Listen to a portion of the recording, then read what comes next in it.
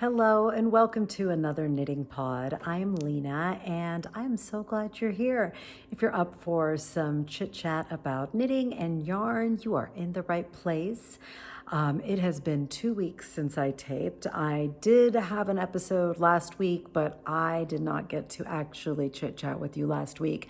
So I have so much in the hopper, y'all. There's a lot to talk about. So without further ado, let's just jump right into it. As you can see, the first thing we'll chat about is my FO for the week. This is the Spring League hoodie, sweater. I don't remember. I feel like I've been talking about it forever, though it's only been a couple of weeks. It is by Two of Wands, Alexandra Tavel, and I'm thrilled with it. I'm so happy to be actually finally wearing it, even though it didn't take very long, a couple of weeks maybe. I was really ready to have it done and on. It is made out of Noro. I don't remember what the yarn is called or the colorway. Overall, I have to say it was a really fun knit. Was it one of those knits I was sad to see the end of? No, I think I was definitely ready to be done with it. I think I was a little done with just a stockinette piece flat back and forth. It just was getting old. Stockinette in the round is a different thing, but stockinette flat sometimes can feel tiresome by the end. I was really happy there were no sleeves on this, that I could just finish it up after the hood, which it's kind of hard to show you, but it does have a hood that was pretty fun to make because I have never made a hood before. It is, you finish the body, you seam up the sides, and then you pick up stitches around the neck and then kind of knit back and forth to shape the hood. There's a little bit of shaping, and then you Kitchener stitch, or graft is the technical term, the hood together to create a beautiful seamless hood. And it was actually really fun. Even though this was a really simple garment, there were things that I had never done before that I was really excited to do technique-wise. For instance, I'd never done these traveling stitches. I talked about it last week, but I didn't think the directions were super crystal clear, so it's definitely not perfect. And then it's been a minute since I seamed, and I haven't done a ton of grafting, so it was really fun to practice those techniques. I think I definitely improved on grafting. The thing with grafting or Kitchener is you do it, and then at the end, you feel like, okay, I get it, right? It's purl off, knit on, knit off, purl off, whatever the little mnemonic is. But then not every piece you're working on has grafting, and it might be a year before you do something else with grafting. So it's like you think you have it, but every time I revisit it, I feel like I'm starting over. So I definitely had to sit down, pull up a Stephen West tutorial and graft with him, because it's one of those things that if you start messing up, it's kind of hard to undo. And you don't want a big, ugly, unseemly grafting, because then you can really see that it was seamed together. Do you know what I mean? So anyway, I have to say I ended up being really nice, and I felt like it was tidy, and I was really happy with the way it turned out. So all in all, I loved this. I don't know that I would make it again, although I do suggest it if you are looking for kind of a sportier knit. I don't think there's as many kind of sporty looking knits out there, which that's why I was so drawn to this, because my style is very sporty. I'm always in leggings and a tank top. I'm a sporty spice, and I was really excited to see something that was a little bit more casual as a knit. I think it would also be really cute if you did it in a lightweight, like a fingering or a lace weight, and it would have a very open gauge, and you could wear a tank top under it. I think that would be a really cute look. But yeah, all in all, I'm very happy with it. I do love the color. I just think it's so rich and vibrant and beautiful, and you can definitely see that bit that I was telling you guys about. But I think when I kind of, if you see more of the body, sorry, I gave you a little jostle, but if you see more of the body, there is more variation here. So I don't think it looks bad. I think when you're seeing me right now, the way I'm sitting, the height at which I am sitting, you definitely can see that bit of a ridge and that variation in the yarn, but I don't regret leaving it. I have to say, I really love, I mean, y'all, Noro, it's literally in the name, the beauty of nature or the world of nature or whatever. Nature, by its very essence, is not this regular thing. It has irregularities, and that's part of the beauty. So I'm definitely glad I left it, because you got to walk the walk, ladies and gentlemen. You have to actually accept those things and start seeing the beauty in the imperfections of your hand knits, because they are hand knits. So yeah, I don't know that I have a whole bunch to talk about with this. It was a good knit. If you want more info about it, you can go back for the last couple episodes. We talked more about it. So that is that. Now, as usual, whenever I'm wrapping up a knit, one of the best parts of wrapping up a knit is that excitement for casting on the next thing that you're just dying to cast on. That is how I function. Like the sparkly excitement of a new cast on is just, it's the best feeling, y'all. It's, you know, the feeling. That's why so many of us are always willy-nilly casting on, because that new exciting beginning is so fun. This was one of the rare times that I didn't quite know what I wanted to knit. Like, there was one thing I did know. I did not want to cast on a project for which I needed to buy new yarn. I have just lately been organizing my yarn stash because I just felt like all my yarn was exposed. It wasn't covered in, I just didn't feel like it was being taken care of, and I was worried that there was going to be some creature get in there and mess with it. So I, like bugs or wasps, moths or something. So I decided I really needed to kind of revisit my stash and kind of organize it. And in that process, which I'm still in, I just, you see how much yarn you have. And what's crazy is, like, we all have so much yarn, but somehow 90% of the projects that I want to cast on, I don't have what I need. Do you know what I mean? Like, that's what I love about Stephen West. I've said this 1,000 times. Also, I love everything about Stephen West. But this is one of the things I love about Stephen West. So you can really use yarn you have and just kind of make an explosion of joy. Whereas, like, so many times, there's just, you are going to have to buy a new large quantity of yarn to do what you want. And then your stash grows and grows. Anyway, I wanted to use what I had, because I don't just have half balls here and there. I have lots of big sweater shawl quantities of yarn that need to be loved. So that was my one beginning point. I'm not going to buy new yarn. So that kind of narrowed things down. So what I thought I wanted to do was, I definitely felt the sparkly feeling when I saw Stephen West's new woolly Waffle collection. Unless you have been living under a rock, I know you've seen this, okay? Because you've seen it. It's amazing. He's got a new sweater, dog sweater, shawl, hats. What am I missing? Am I missing gloves? No. Socks? I don't know. Anyway, all these gorgeous things. It's just joyful, and I love it. And he released his new West Wool, not bicycle. Was it bicycle? Whatever. The DK weight yarn with all these new colors. Anyway, absolutely stunning. So I thought I wanted to cast that on.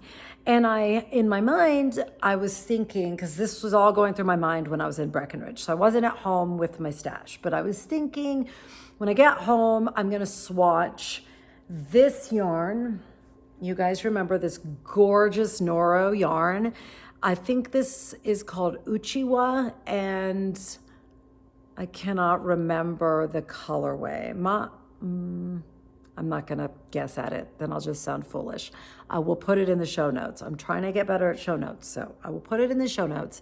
However, look at this color. I mean, I showed this to you a couple of weeks ago when I bought it, or maybe it was longer than that. I've lost track of time, but it just doesn't get more beautiful than this. And I got it 25% off. So I have 2 balls of this, which is approximately 1,100 yards of DK worsted weight yarn, and it's like the most beautiful colorway ever. It reminds me of Van Gogh's Starry Night. It's just so stunning. So I thought I'll make the woolly waffle sweater out of that, because it's like Stephen West and I were on the same wavelength, okay? Because my husband has a waffle shirt from the brand Viore. It's athleisure.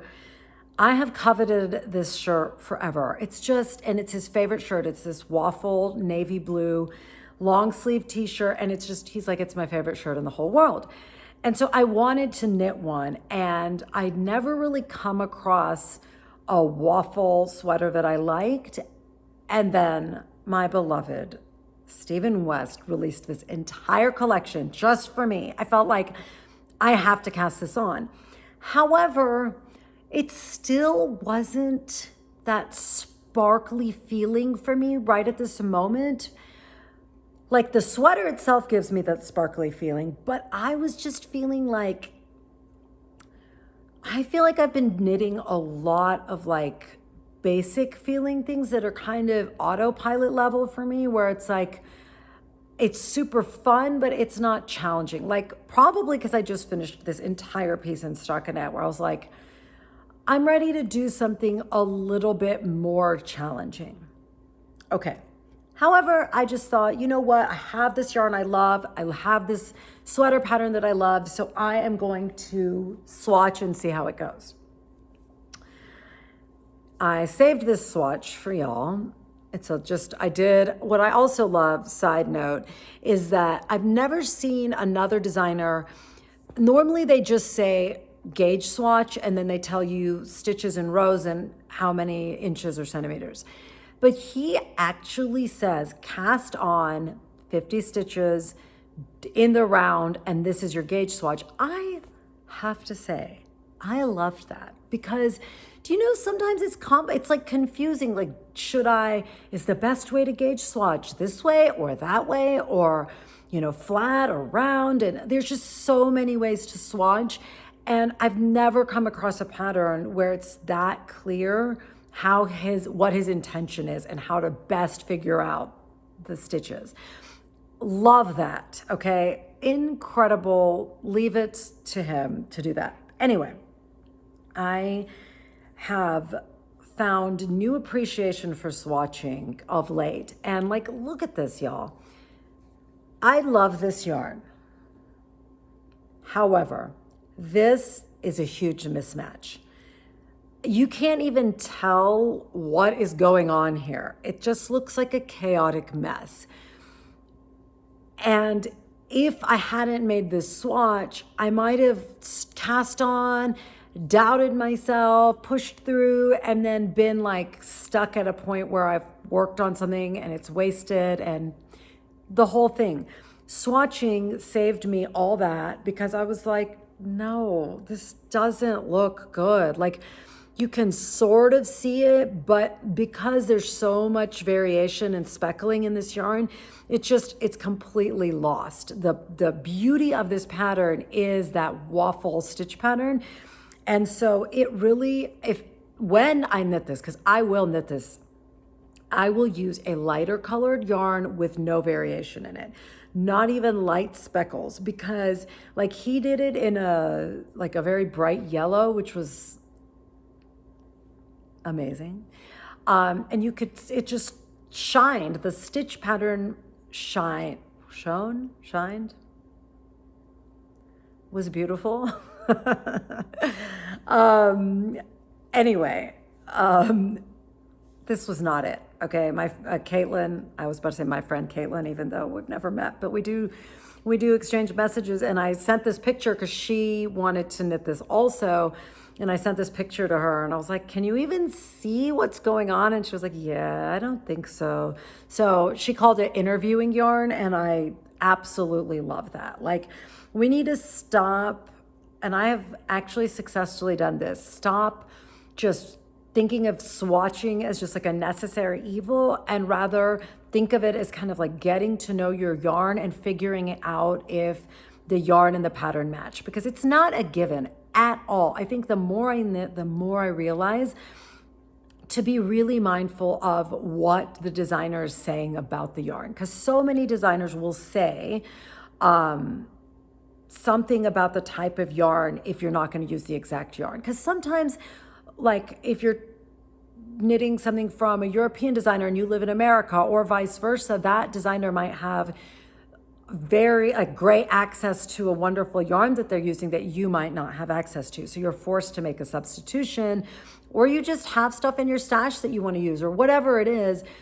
If you don't kind of think about the qualities of the yarn, for instance, at a base level, if you're not going to think about anything else, superwash versus non-superwash. I mean, those two yarns act so differently, and you're going to be kind of disappointed in the result. Like, for instance, I know through trial and error that if I'm going to make something kind of fitted or a hat or something, unfortunately, I'm kind of limited to superwash because I can really feel itchy if something is really tight to my skin, and superwash just doesn't leave me feeling itchy. Actually, but linen quill does not. So there's another feather in linen quill's cap. So anyway, I digress. The point is, babies, swatch. She's your friend, not here to put roadblocks in your way.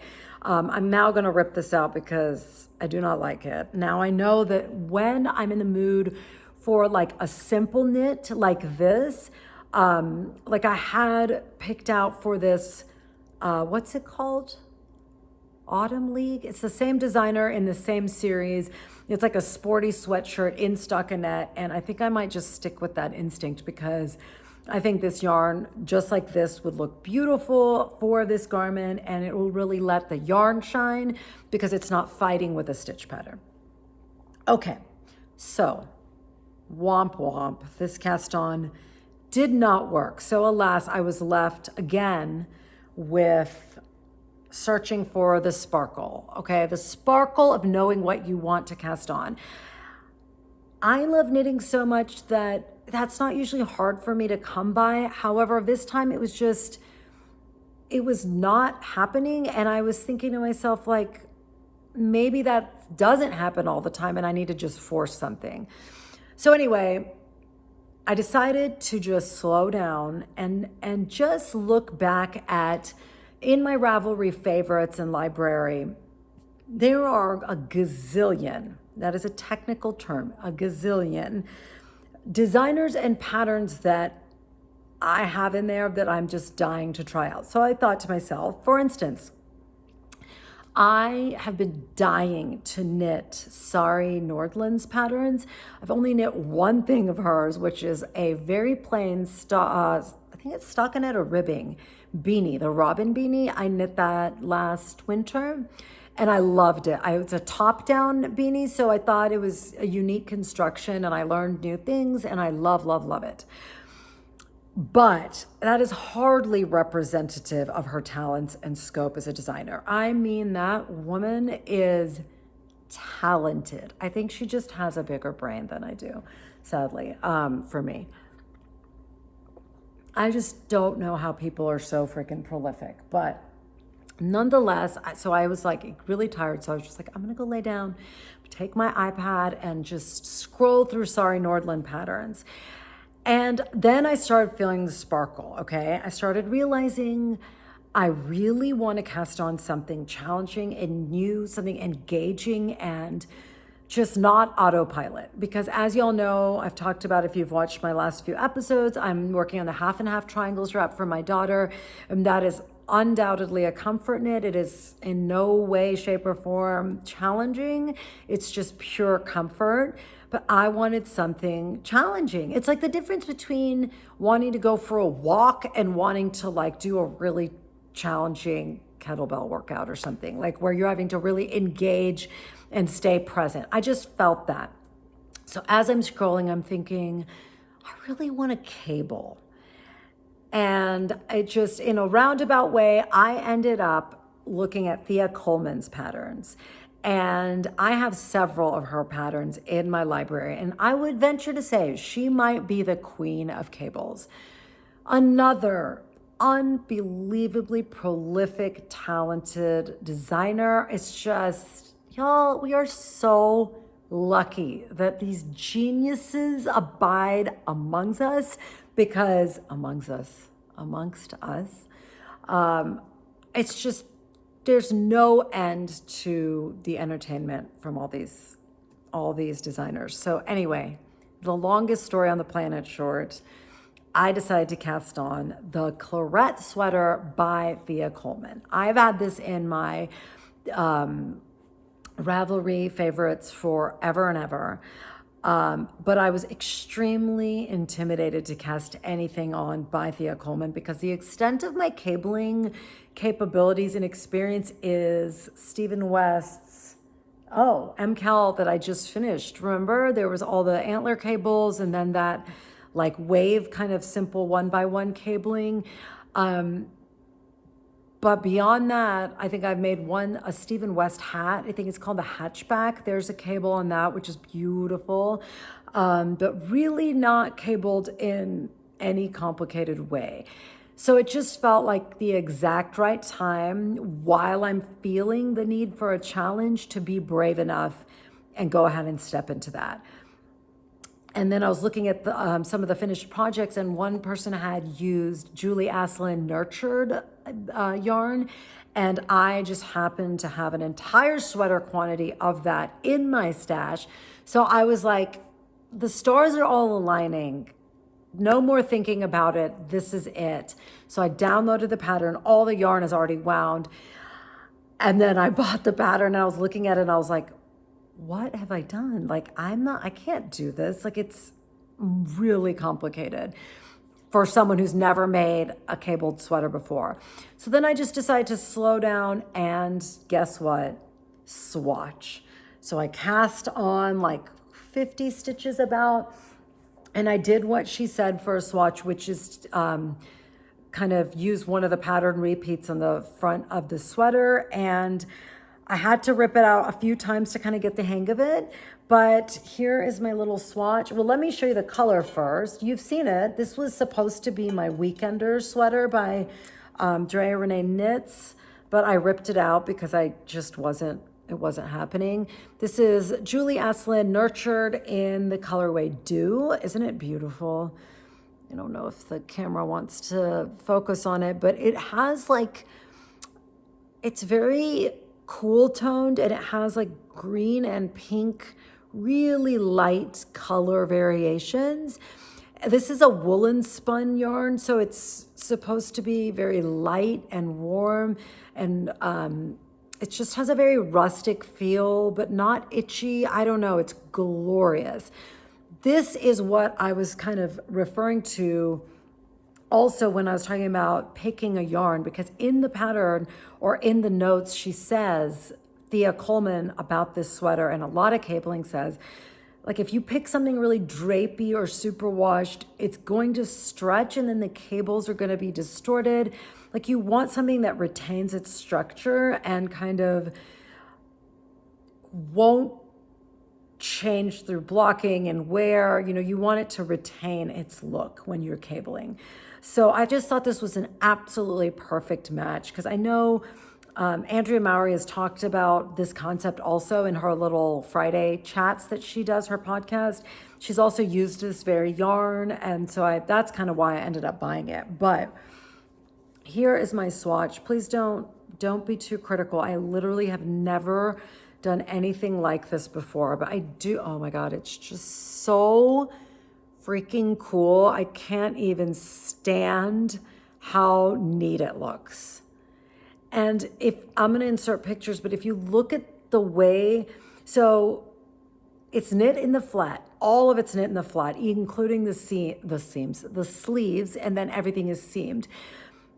I'm really glad I just finished this hoodie because it was knit in the flat and seamed. And I think if I hadn't knit this and enjoyed it and realized it's not that big of a deal, maybe I would have been reluctant to cast this one on. But I really do think, actually, I'm looking forward to some non-traditional sweater construction and adventures here. So yeah, I'm really, really, really excited.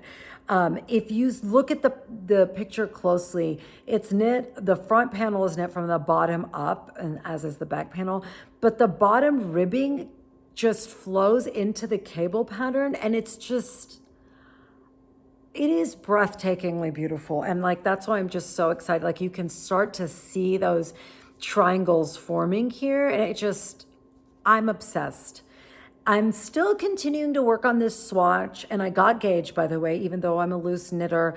I might have like one stitch too big, but I'm okay with that because I'm going to make the smallest size, which is a 38-inch bust, as a finished bust. And I wouldn't mind like an extra inch or two to make it a little bit more ease, but I don't want it to be like all the way like, you know, too much ease, because then I think it'll just be too baggy and you won't see the beauty of all that cabling as much. Another thing I just love about her patterns is that they are not, we've talked about this before, it's a personal preference of mine to have, I don't like a bunch of sweater shaping in the body. I don't need waist shaping or anything like that. I have very broad shoulders and I am kind of, I don't know, very straight up and down. And I like that silhouette. I'm not curvaceous, so I don't think waist shaping and all that flatters me. I'd prefer like this. Like, I just like things that are more straight, and all of her patterns for the most part seem to be very kind of that silhouette that I really like. Like, Andrea Mowry has some beautiful sweaters. The Daydreamer sweater is a cabled V-neck sweater, but it's cropped and it's tighter, and I just don't know that it has the same beauty when it's full length. And I don't wear a lot of cropped things. Like, I don't layer a lot in that way that I think it looks so beautiful on other people. Like Amy from La Bien-Aimée, she's always layering sweaters and knits on top of dresses. And I wish I could pull that off, but I can't. I feel like I'm playing dress up in someone else's clothes. Even though it is possible that someone else might think it looks good on me. I don't know. I've never asked anyone. I literally don't feel like it's reflective of me. I feel like I'm playing dress up. So I'm very excited about this pattern. If you cannot tell, I literally kept waking up at night thinking about this pattern, and I really enjoyed working on cabling without a needle. The video I found extraordinarily helpful and concise and short and sweet was by Brooklyn Tweed. I have found they have great tutorial videos on different techniques. I have to say, I am very biased to shorter videos. I don't need you to give me a long prologue about what you're about to do, because I'm there because I already know what you're about to do. I want you to just be like, this is what we're going to do. Here's how we do it. Let's go. I think Andrea Mowry does that. Stephen West does that. And there's a couple, Pearl Soho does a pretty good job of that. But I really like Brooklyn Tweed. They're just to the point and you get so much out of them.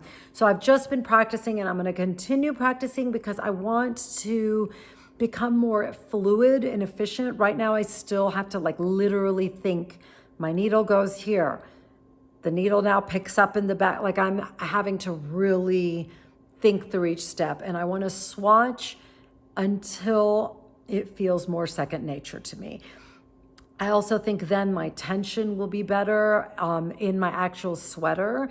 Again, I'm leaning into swatching, y'all. I do not feel, which I felt this so much last year, because as you know, if you're new here, you might not know this, but I have not been knitting for very long. I've been knitting for, I guess it's 3 years now. I started in 2020. Is that right? No, 2021. Okay, 2 years, a little over 2 years. And I was just when I started knitting sweaters, it was like learning you can do magic and all you want to do is like cast spells on random things. That's how I felt. Like all I wanted to do was knit sweaters because I was like, I can make sweaters. And so it was just like, I felt like I was churning and burning. Like I just wanted FO after FO. Now I have so many garments and shawls. I'm not in that space. Like I'm totally fine just enjoying this swatch and getting better at the techniques and finding joy there. And then taking my time on this sweater. Like I sent a picture of the pattern to my friend Jessica, and she was like, please tell me those are actually traveling stitches and not cables. Like that's a lot of cabling.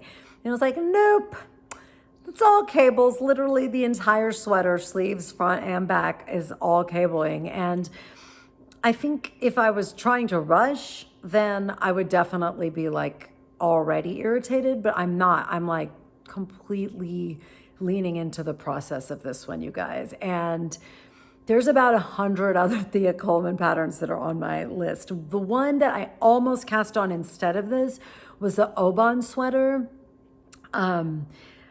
This one has a lot more kind of angular cables, very, as you can see here, lots of kind of diagonal lines, whereas the Oban is more like a traditional cabled sweater with like a lot of rounder cables, like those twisting gorgeous cables. I don't know all the names of the cables, but what I love about that is that a lot of designers have more traditional cabled sweaters. However, I usually do not like their neckbands. I don't love a thick neckband that's like really circular and close to the neck. I just feel suffocated, and also because of my body type, I have a very broad square shoulders and a smaller bust. I just feel like a linebacker, like a SpongeBob SquarePants situation. Super hot. Anyway, the Oban is a round neck, but it's a thinner neckline and it's slightly wider and looser feeling. And so it just looked like a silhouette that would be a lot more my vibe. But a V-neck is kind of always gonna win out for me because of my broad shoulders. That V-neck just makes me feel like there's more length here to balance out the width. This is not based on anything. This is just like what I feel good in, like what I feel comfortable in is a V-neck. I think it's very feminine. It's, I feel like I can dress it up or down more than I can just a regular like circle neck, crew neck. I don't know. So anyway, do you see what happens when I skip a week? It's like so many words. It's like a fire hose of words. I need to take a deep breath. I'm just excited. I'm really excited about this. Tell me if you've knit it. Oh my God, please tell me if you've knit it. I don't know that it's like a terribly popular pattern, but I think it should be. It's kind of amazing. And I'm so here for the adventure. I think it is the most perfect pairing with the half and half triangles wrap, because when you're tired of using your brain, the half and half triangles is just this perfect, soothing autopilot knit. I don't have that right here with me because I take it everywhere because it's the perfect on the go knit, but I just love it. I'm having such a love affair with that thing. I took it into the mountains. I hiked with it. Every time we'd sit down and have we always eat lunch on our hikes. And after lunch, I was like, it's a mandatory 2 rows of knitting. I don't care, like if y'all complain, but like I knit it in the woods, and it's got all the love and memories in it. Can't recommend the half and half enough. But like I said, I think it's a really good pairing with anything much more complicated. Color work, cables, like things that you have to kind of work at. The half and half is a great other project. I think a lot of you probably use socks or hats for that. I don't know why. I am like a glutton for shawls, so I like to have a mindless shawl on the needles. The only last thing I will say, because you're like, please stop talking about your cable excitement, is I have to be extremely mindful of not holding too much tension in my hands when I'm cabling without a needle. Because I'm new to it, I think anytime we're doing something new, we tend to death grip. Not only because we're scared that to drop, but I think we're just more tense. And like literally yesterday, I did this, I've been working on this swatch since yesterday, but right here, I feel like it's literally sore. It's also probably sore from exercise, but it's really feeling tender in this spot. And this is where I tend to get tender when I am holding too much tension, holding my needles with too much tension. And my physical therapist has said, like, everybody holds a ton of tension in these muscles because these are the muscles that, you know, are responsible for motion in our wrists and our fingers. And we use our hands constantly. Like if you're chopping vegetables or you're writing or you're doing anything, even texting, you use this muscle so much. So one thing she did tell me that I'll share here real quick is because we're always doing this motion, everything is like pronating, basically rotating inwards. If you gently stretch your arm out, so grabbing that base of your thumb and gently rotating out, so supinating, it really stretches those muscles. And so I know there are tons of little Instagram videos and stuff on stretches for knitters, but this is one I never see, just gently rotating out. I would never hold my arm up like this and do it, but I know you can't see. So just holding it at elbow level and rotating it out on both sides, I find that really helps. And just throughout the day, I kind of gently do that just to provide a counterbalance to all that rotating in. Okay. That is that. What else, y'all? What else? Okay, my last video was about what I keep in my little knitting pouch and like what are my knitting essentials. And I was so excited that you guys gave me some of your own favorites and the things you can't live without. And I had to share my favorites with you guys because they're so incredible. Like these few that everybody's suggestions were spot on, but these were ones that I hadn't really thought about or I had thought about but forgotten. Okay, number one, from Margaret, mini highlighters. Heck yes. Okay, why? I like printing out my patterns. Like for instance, this one, right? Like I have all these cable charts printed out and I use my Coco Knits board. Mini highlighters, she said she highlights her size throughout the pattern. So, because a lot of times if you have several patterns going at the same time, several projects, I often forget, did I cast on the extra small or the small? And then I literally sometimes have had to go back and like count the number of stitches I cast on because I'm like, I do not remember what size I cast on. So if you go through and quickly highlight, then you never have that problem. Also in a chart, if you highlight the line you're on, then it's so much easier to follow. I used to use sticky notes, but as I moved it, they would start getting less and less sticky and then they would fall off, which then leaves you in a really bad situation. So I am totally going to get a highlighter or a mini highlighter for my little pouch because I think it would be invaluable. And I probably have 10,000 highlighters in my house that I just could go find. Sandra had a great idea. It was, I actually used to carry a rubber band in my knitting kit, and not just any rubber band. I'm pretty sure everybody gets this tip from Andrea Mowry because that's where I got it from, and we all watch her podcast. But she says in order to tighten interchangeable needles, a great little tool that we usually all have, like, you know, broccoli or any sort of vegetable that comes in a bunch usually has this really thick rubber band around it. You can use that to grip and tighten your interchangeable needles. So you put the little pin into the hole and then you use the rubber band to really tighten it. Before I started doing this, there have been projects where halfway through that interchangeable, no matter how tight you thought you got it, it started to spin out. And you just do not want that in your life. It's bad news bears. So I know like Chowgu and stuff, they sell these cute little rubber pads. You don't even need that. Just go buy some broccoli, double benefit, take that little rubber band, stick it in your pouch. The reason I stopped carrying it in my daily pouch is that it works so well that it never loosens. So I just keep it with my Chowgu interchangeable set. So every time I'm putting together needles, I already am getting that set out. And once I really give that bad boy a nice twist with that rubber band, I am never gonna have to worry about that coming undone. But I think it's a great idea because it takes up no room to just have one in your knitting kit anyway.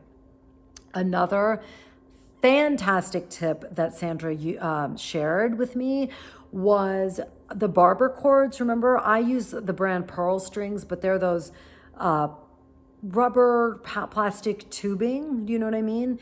That you stick on the point and then you can try on your sweater. She said for provisional cast-ons, rather than using scrap yarn, use a barber cord or whatever you want to call it. That way, when you go back to pick up those stitches, you just stick the needle in and slide them on. Y'all, that is brilliant. I hate provisional cast-ons because by the time you come back to them, those stitches have like disappeared into the scrap yarn you used. So a barber cord just solves that entire problem. I just think that is so freaking awesome. Thank you, Sandra, for sharing that with me because that's a game changer. There was a pattern that I wanted to do that had a provisional cast on, and I was like, yes. Okay, Michelle Glam and Joanne both suggested the rifle tape measure. I told you guys I needed a new tape measure because I have just like this old one that's like, it's not retractable. So it's just always coming undone. It's just a hot mess. I hate it and it's ugly. They both know that I love really pretty things and I would pay extra for them. Rifle Paper Company, if you've ever come across them, they started out as fabric, I believe, but now they're just everywhere, right? You can get wallpaper, you can get a rug, you can get a water bottle. You can get a phone case, but they also have a little tape measure with their beautiful floral design. I think it's like $18, which is obviously expensive for a tape measure. But to me, I find so much joy in those little beautiful details that it's totally worth it for me. I just have to find it somewhere in the world. Techo by Tori, she said a nail cutter. I thought this was absolutely brilliant because I was telling you I keep a nail file because I often, like just yesterday, where's it? I was chopping vegetables and I like literally chopped a piece of my nail off. So it was all jagged. Luckily I didn't end up cutting my skin, but I literally just cut off a part of the nail. Then you're knitting and your nail is snagging the yarn. So I keep a nail file. But the added benefit of a nail cutter is if you're on a plane or anything, you can easily use it to snip yarn and nobody's gonna question it. And who doesn't always need to have a nail cutter on hand? It's brilliant. Another freaking brilliant suggestion. One more, and this might be my favorite because it's rare that, we who watch podcasts and are obsessed with knitting, we all share our tips and tricks. And so I feel like I've heard a lot of things, but this one I had never heard of. Lucille said she keeps safety pins, which I thought that's brilliant because they are so useful in so many ways. You can hold a drop stitch. You can use it as a stitch marker, whatever. You can use a safety pin for about 1 trillion different things. And Alex Girl, I wish I knew your real name, but that's her name on YouTube. She said you can use a safety pin so see here, I don't have needle stoppers. She said if you put the safety pins through the little holes there, then you can just safety pin your needles together and you don't even need needle stoppers. I literally, my mind was blown by this. Like, I had never even thought about that. I'm sure many of you are like, wow, that is not that far-fetched. But to me, she might as well fly, because that is mind-blowing. Now I can tell you guys there are 3 safety pins in my knit kit, because what pure gold that is. Because how many times have you been out in the world and you're like, dang it, either my needle stoppers fell out, or I left them at home, or I just don't have another pair. Slip that in. Like Caitlin said, she's like, who are these people that don't use needle stoppers? They live on the edge. I do not live on the edge. A drop stitch is just a disaster waiting to happen. So anyway, I had to share those tips because they're brilliant and y'all are just the best. I love your comments and your thoughts. They always make me smile or think or both. So please always leave me a comment. If you're on the fence, please leave it. I read every single one. I try to respond quickly, but I usually don't. But I always read them, and they're always like percolating in my mind. And to me, then this hour we have together feels more like a conversation than just a one-way stream of consciousness with me talking at you. Anyway, okay. 47 minutes. Killing it. We are done with knitting talk for today because it's been 2 weeks since we actually sat down and talked, and I just have too much to say. So I split this chunk of life into 2 episodes. I'm going to have to come back and share other things with you because we'll be here for 2.5 hours. It'll be a feature-length podcast. So let's cut the knitting here and talk about life, and we shall reconvene to talk more about knitting. Okay. So I feel like it's been a very eventful 2 weeks because since I last sat down with you, school started. That's right. You heard it here first. School started here in Boulder, and I am very happy. I am very happy because it was a great summer. It was probably one of the best summers I've had with my kids, despite the fact that I had a head wound and injury and some weird stuff happened to me this summer. It was still just such a good summer. I feel like my kids are just at this great age where, like, they're not so difficult to manage. You know what I mean? They had some stuff, but not too much stuff. And we got to just do lots of fun things as a family. If you watched my last episodes, you know, we went to Breckenridge. It was kind of a very last minute trip because my husband was supposed to have to travel for work for like a month, but he didn't. So we ended up just thinking, like, let's go to Breckenridge, Colorado, which is a ski town here in the mountains. And it's our favorite place. So we were just thrilled because we hadn't been there since last Christmas. We skied there last Christmas. But it was just the perfect end to a really good summer, you guys. The weather was just glorious. Like, it felt so good to be cold. You know, I love cold weather. So it was so good to feel cold air. We hiked so much. And this is the first year since we've had kids that everybody was strong enough to hike just like an adult. Like my 9-year-old, obviously my 14-year-old, but my 9-year-old, this was the first year she could hike. She's so strong, y'all. But she went to camp this summer and they did some big hikes, and she started to play a lot of basketball this summer, and her coach is extremely serious. She was a coach college basketball, played college basketball. So even with the little ones, she takes it very seriously. So my daughter has been like just gained so much endurance and strength. And so we did like 8-mile hikes that I found really challenging because I'm still really building back up with my fitness since my concussion. But she put me to shame, man. She was just plowing up the mountain. I was just thrilled. So now this activity that my husband and I love is now something all four of us can do together. And I'm over the moon about it. It was truly, truly the best trip. So every day, we'd hike in the morning by ourselves while the kids slept. Then we'd take a huge hike with the kids later. Then we'd have an overindulgent dinner and go for a hike afterwards. It was just glorious. And I got a ton of knitting done because my kids would sleep in, and my husband would get some work done in the morning and I would knit. And it was really just the best end to the summer that I could imagine. It was pretty hard to come back. I'm really bad with transitions. I think it's really hard for me, just like a little kid.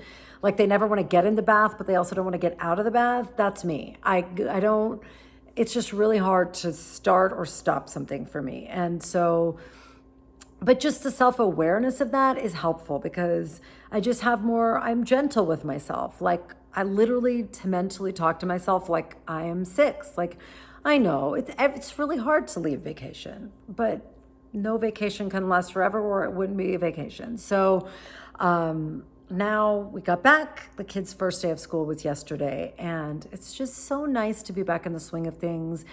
I think it's hard to say goodbye to summer, not only because it's a more relaxed schedule, but because summer really punctuates your children's growth. Like sometimes the other 9 months can kind of be a blur because they're so busy, but summer, it just crystallizes how much they've grown. Like the start of school always is this huge reminder of how short life is, how short our time with our kids is. And a lot of times I end up just so down about that. But I've been realizing that a lot of times the solution is actually quite simple. Like if you just stay present, like rather than thinking about how it's so hard to watch your kids grow and that, oh my gosh, my son's going to graduate in 5 years or 4 years or whatever it is. And then they're going to go off. This is me. I start spiraling. And before I know it, I'm like 90 years old and alone, like I can spiral really quickly. What I have found is if I can stay present in the moment, I can see the beauty of that moment. And if I don't let myself pre-live all these things that are hopefully in the future, when they come, I'm actually ready for them. They actually have beauty alongside the sadness and the loss. That's what makes them bittersweet. But when we think about these things too far ahead of time and we start to spiral, we usually blow out of proportion the bad parts of it and we completely ignore the good things that will come. Whereas if we just let ourselves experience it when it actually happens, we're more ready for it. We're actually living the good things alongside the more challenging things.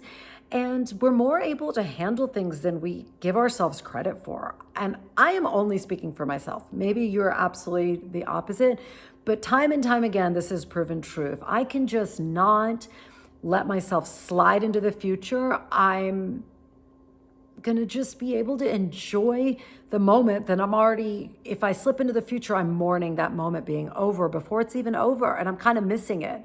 So anyway, I think I didn't even cry this year when they went back to school. And you're probably like, oh my God, she's such a hot mess. But I tend to cry about my kids a lot just because I feel it so deeply.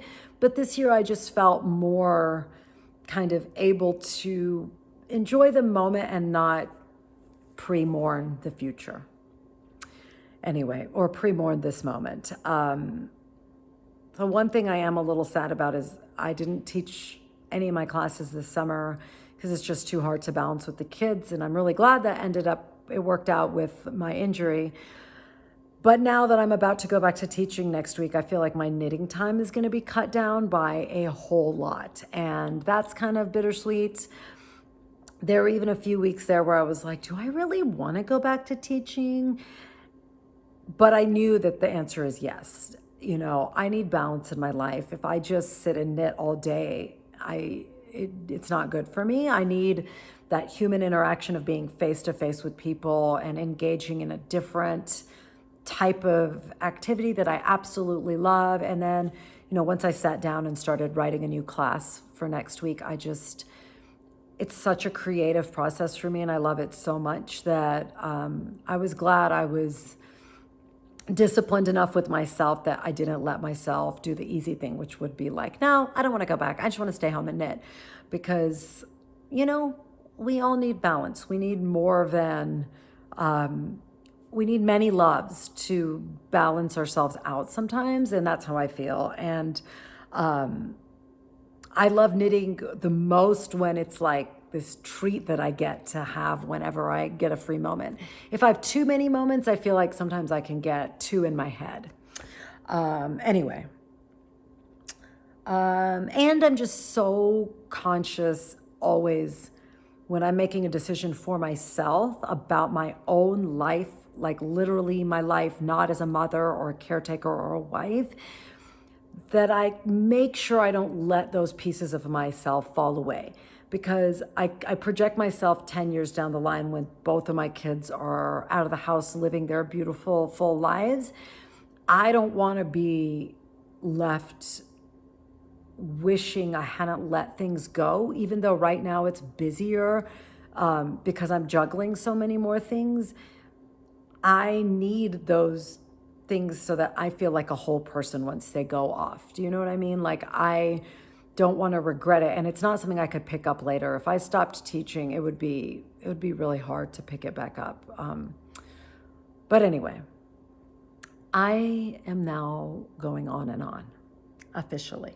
Okay. What else? Okay, we have a few more minutes. And so I am going to talk about something that I have been wanting to talk about, but I have been very reluctant. It's been like bouncing around in my head, and each week I use the excuse that I've already used up too much time, so I don't have time to talk about it. But I decided this time that is an excuse I'm using to not talk about something that I really do want to talk about with you guys, which is, okay, I'll tell you why I have been so reluctant. To me, I am very affected by the world and its craziness, to the point where there are times where I have to like completely shut everything off that is going on in the world and just take a break. I've talked about this before, where I have to like not look at any news or read any news because I literally start to feel panicky that like the world is falling apart. But I think one of the biggest things that affects me is, anyway, so my point is, I know that feeling, and I wanted this podcast to always be like this respite from the crazy world where we're just together, connected over something that we all have love, joy, and passion for, and be kind of like a little umbrella that we're holding, and then, we have to run to our cars and put the umbrella down and get wet. Like, this is the nice, warm, dry area, and then we have to go back and live in the world, right? So I'm always reluctant to bring anything into it that would rob it of that feeling. But I also think this little community of incredible people, I want us to have harder conversations too. Okay, you're like, what is wrong with you? What is happening? So what I wanted to talk about is I have deep-seated climate anxiety. Like, climate change is the one thing that just gives me, it is really hard to process for me. I have said this to friends, like, if I had known like how bad the climate would get and just how much suffering there would be, would I have even had children? Because it just seems so hard to bring them into this world that's struggling. The literal earth is struggling. But that feels very fatalistic, and it robs us of what we can do about it now. And I think right this second, it is August 17th, 2023. And right now there a huge part of Hawaii, Maui, a big part of Maui just burned down. There are huge fires in Canada. Now, that's just on my side of the world. In Europe, there are fires, I believe, in Greece. A couple of years ago, there were horrible fires in Australia. There's just no place that isn't affected by this one thing. Every one of us is affected by this. And I think the part that results in anxiety is the helplessness, because it's such a macro problem that needs every government in this world to step up and come to the table and put aside what the rest of us would probably consider really stupid power problems and come together for this literal existential crisis. And when you don't see that happening, or you don't see it, it's happening, but you don't see it happening to the degree you want it to, or the degree, the seriousness with which it should be addressed, it starts to feel like, literally, unless you run for public office, which I don't think, no thank you, you feel helpless. But this is one thing that I have realized. When we moved here 3 years ago, I had tried many times before we moved here to stop eating meat, but I finally stopped eating meat when we moved here. And one of the big reasons was just made me feel less like helpless. Like, to me, it's one thing you can do for climate, and I don't even think you need to cut it out. I know how hard that is, but you can reduce. For me, it just landed to a place where I was able to cut it out. But we were having drinks with some neighbors, and I had said that, like, oh, well, I love eating meat. Like, I love steak and like charcuterie and stuff, but I stopped eating it because of climate. And the guy just started laughing. He was like, oh yeah, because one person not eating meat is going to make any difference in this world. Instantly, I did not like this man. I thought it was the most, I don't know what the word was. I just thought it was so cynical almost. Like, because first of all, that's an insulting thing to say to someone. And second of all, climate change is the level of problem that it's going to require a macro solution at the level of all governments coming together, and a micro solution at the level of individual people changing their behavior and their priorities and their actions on a daily basis to make a change. And that I don't remember who it was, but somebody said it's like World War II level, where everybody in this world was sacrificing something and all governments were also engaged with this one thing. And that's the only way for something like that to be ended or solved. And I think that comment made me realize I understand climate change will not be solved. The fires in Canada will not be put out if I don't eat a chicken today.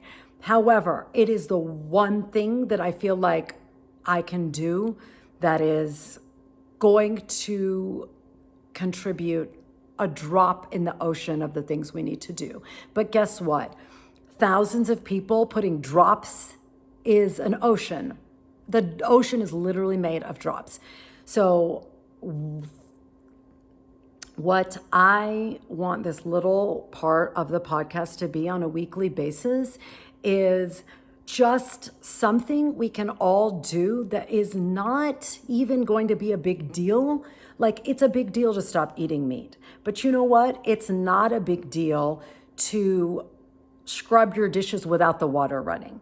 So every week, I'm going to give you a little tip of things that I do in my daily life that I've really worked at coming to these things and like finding ways to just use less. Because if you think about it, we're kind of at the point where everybody is just using too much. Period, full stop. We are using too much. It is too easy to consume, and too many people are consuming too much. And if we can just rein it in a little bit. So let's start with water, okay? This is my first tip. It's like the easiest thing in the world. We all need to use less water.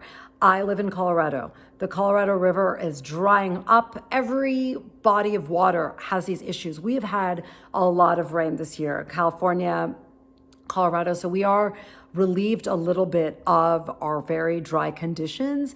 But believe me, we are not out of the woods. I am sure next summer will be completely different. So we have to use less water, y'all. We need to get used to using less water. I had a friend come stay with me some time ago, and she was washing dishes. Thank you. Very kind to be a helpful house guest. However, as she's washing dishes, she just has a full blast water going the whole time. And I'm like thinking like, oh my gosh, like that is so much water waste. Like we think about don't take a long shower, but think about how much water you are using when you wash your dishes. So this week, become more mindful when you're washing your dishes. Get them wet, put some soap on it, turn the water off while you are scrubbing your dishes. What I do is I soap up everything I need to wash and without the water on, and then when the water is on, I can quickly rinse everything and turn the water off as fast as possible. I also think dishwashers use a lot of water, but they use it more efficiently and wash a lot more dishes. So if you have a dishwasher, fill it up, wait till it is full and then use it. Disclaimer, if you do not want to talk about this, I totally understand. I will always tell you when I'm about to talk about the climate tip of the week and you can turn it off. And I still love you. I totally get it. I am not trying to ruin your safe space and let the crazy world bleed into this safe space.